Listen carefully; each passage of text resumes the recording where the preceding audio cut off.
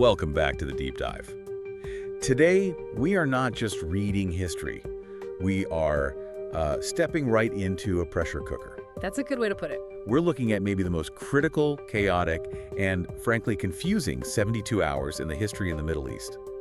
We're talking about the immediate aftermath of the death of Prophet Muhammad. It's a moment that, it defines everything that comes after. If you look at the major fault lines in the Muslim world today, Sunni, Shia, debates on political legitimacy, they all trace their cracks right back to this one weekend in Medina. And the general history books, they might give you a sentence or two. He died and Abu Bakr succeeded him. Simple. But the actual source material tells a much, much more frantic story. Absolutely. We're going to look at the anomalies today, the things that make you just stop and say, wait, that doesn't fit the picture. And the biggest one, it starts right away with the clock. Right. In Islamic tradition, burial is supposed to be immediate. Right. We're talking buried before sunset. Immediate. Absolutely. Hastening the burial is a fundamental part of the fiqh, the jurisprudence. Leaving a body overnight is discouraged, let alone for days. But the sources we pulled indicate the Prophet's body lay unburied for roughly 3 days. From his death on a Monday morning to his burial late Tuesday night, or maybe even Wednesday. And the context here is key. This is Medina in June. That is the crucial detail. So to set the scene, it's 11 AH, 632 CE, and it is the height of summer in the Arabian Peninsula. It's scorching. Scorching. Temperatures are easily hitting over 40 degrees Celsius, maybe even 50. The Prophet passes away in the small, very cramped room of his wife, Aisha. And the immediate reaction isn't just grief, it's a total paralyzing cognitive dissonance. Cognitive dissonance is a polite way of putting it. I was reading the account of Umar ibn al-Khattab. It was usually this pillar of strength and reason. Right. But here he's in the mosque with a sword drawn, threatening to cut off the head of anyone who says the Prophet is dead. It's a complete psychological break. You have to understand, for the community, Muhammad wasn't just a leader. He was their connection to the divine. If he's gone, does the revelation stop? Does God's protection stop? So it's an existential crisis. Exactly. Umar was shouting that the Prophet had just gone to meet his Lord, like Moses on the mountain for 40 days, and that he would return. It actually took Abu Bakr arriving, seeing the body for himself, and reciting that Quranic verse. Muhammad is but a messenger to finally snap everyone back to reality. But once that reality hit, it created a vacuum. And that vacuum is where our story gets really complicated. Because while the family is inside that room dealing with the body, a massive political storm is brewing outside. Yeah. But before we get to the politics, I want to unpack the death itself. Because there's a surprising thread in the sources. Okay. It challenges the standard death by fever narrative. This is the poisoned sheep account. This is a fascinating and, for theologians, a very difficult topic. The account is found in major hadith collections, like Sunan Abi Dawud. And it goes back years before the Prophet's actual death to the conquest of Khyber. Right. A Jewish woman from Khyber prepared a roasted sheep as a gift for the Prophet. A gift that was actually an assassination attempt. The sources say he ate from it, but then he stopped, telling his companions that the meat itself had informed him it was poisoned. Wow. But he had already ingested some, and a companion, Bashar ibn Bara, he actually died on the spot from eating it. But here's the critical link to our timeline.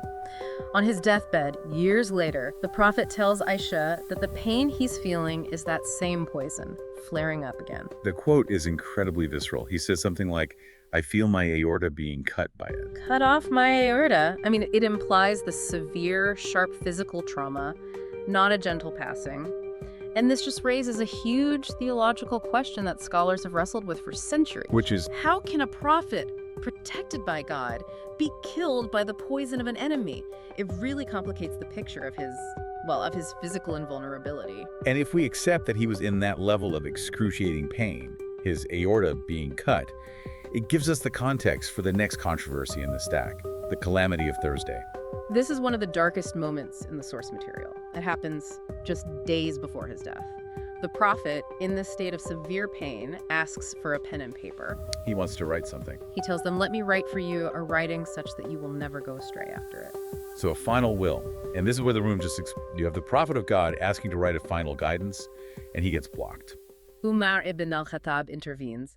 He tells the others that the Prophet is overcome by pain. Some translations are even blunter, suggesting he implied the Prophet was delirious or talking nonsense from the fever.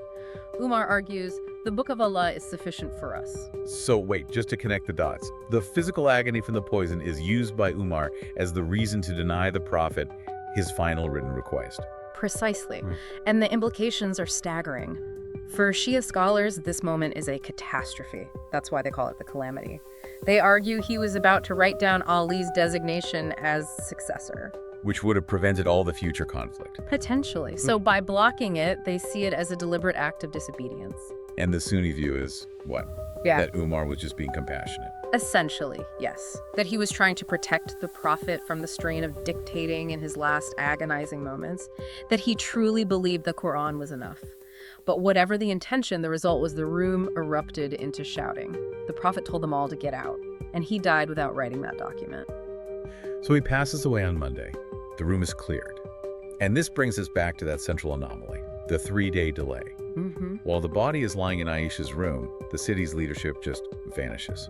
They all head to a place called Saqifah Banu Sa'ida. This is the turning point of Islamic history. And Right. Saqifah, it wasn't a palace, it was a roofed shed, a tribal meeting place for one of the clans of the Ansar, the Medinan helpers. And they weren't there to mourn. They were there to figure out how to save themselves. They were terrified. You have to remember the tribal dynamics. The Ansar were the locals in Medina. They had welcomed the Prophet and his followers, the Muhajirun from Mecca. But with the Prophet gone, they were afraid the Meccans would take over and make them second-class citizens in their own city. So they gathered to elect one of their own. Exactly, Sa'd ibn Ubadah, before the Meccans could make a move. But they were too slow. Abu Bakr and Umar get wind of this secret meeting and they rush to the shed. And reading the transcripts of what happened, this was not a polite vote. No, not at all. It was incredibly tense. The sources mention daggers being close to drawn. Umar stood up and, he effectively browbeat the Ansar. He argued pure tribal politics. He said the Arabs would never submit to a leader who wasn't from Quraysh, the Prophet's own tribe. So much for all believers are brothers. In that moment, it was Quraysh is in charge. In that moment, it was realpolitik, yes. The argument was, if an Ansar led, the other tribes of Arabia would revolt. So Abu Bakr and Umar, they saw their intervention as a rescue mission. A falta, they called it. A sudden, necessary action to prevent a civil war. But the Shia view is very different. The complete opposite. They see it as a calculated coup. The Prophet's body was abandoned so a few men could seize power, completely ignoring the claims of the Prophet's own family. Their candidate, Sa'd, was reportedly trampled or beaten in the scuffle.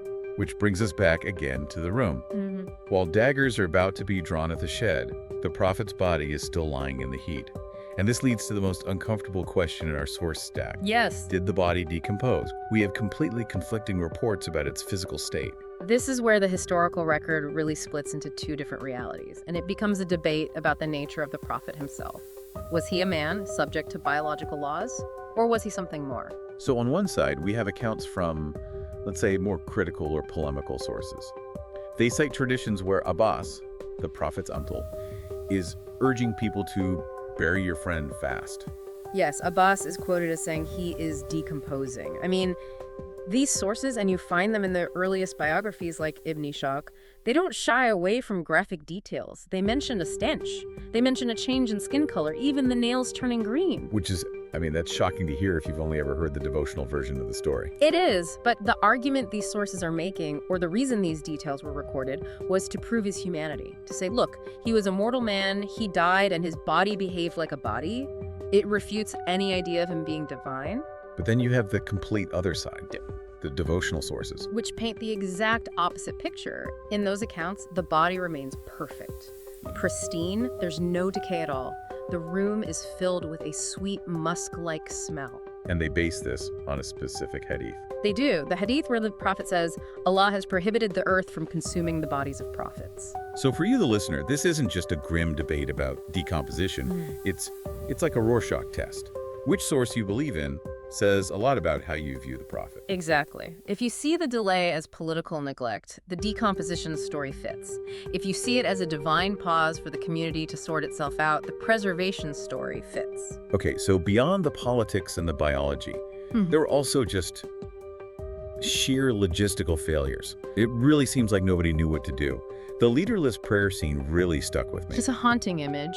Usually a funeral prayer, a janazah, is led by an imam, Everyone stands in rows behind one leader.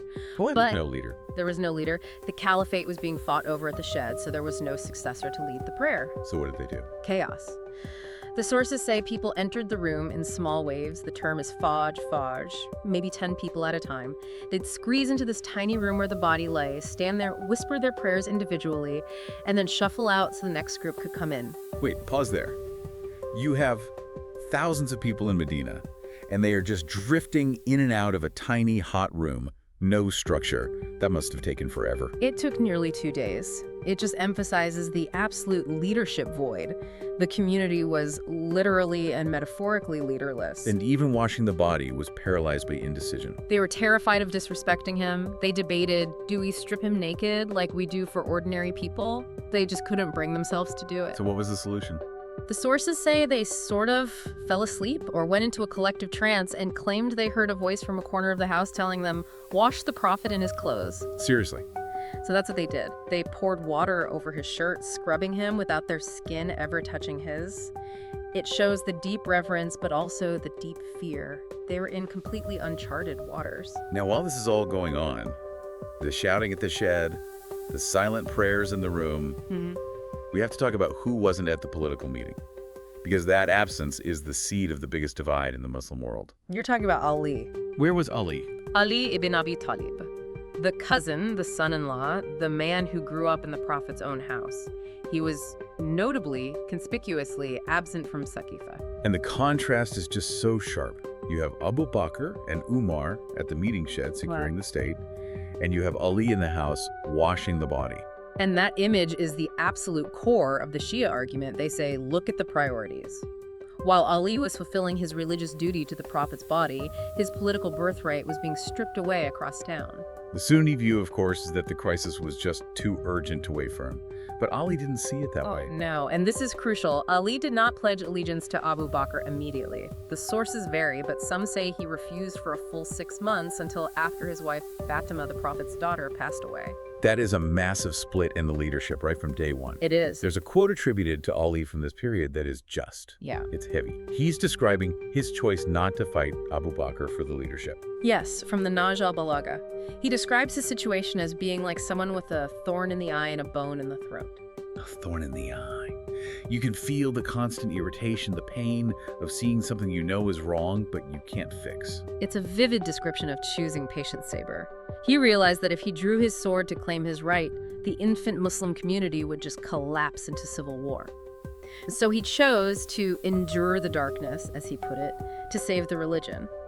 But that bone in the throat remained. The resentment didn't go away. It just went underground. So when we step back and look at this entire 72-hour period, it just changes everything. We get this sanitized version.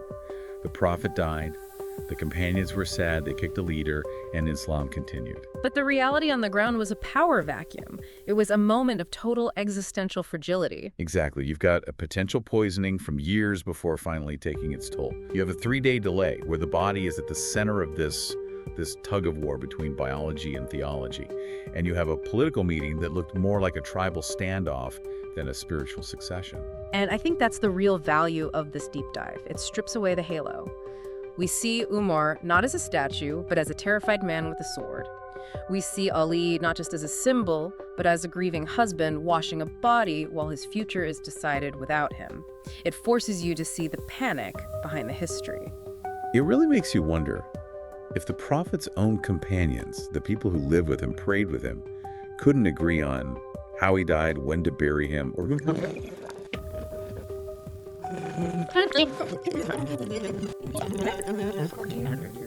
Exactly. What does that say about the challenge of interpreting history now? If they were that confused in the room, how can we be so certain from such a distance? That's something to sit with. Indeed. That's all for this deep dive. Thanks for listening.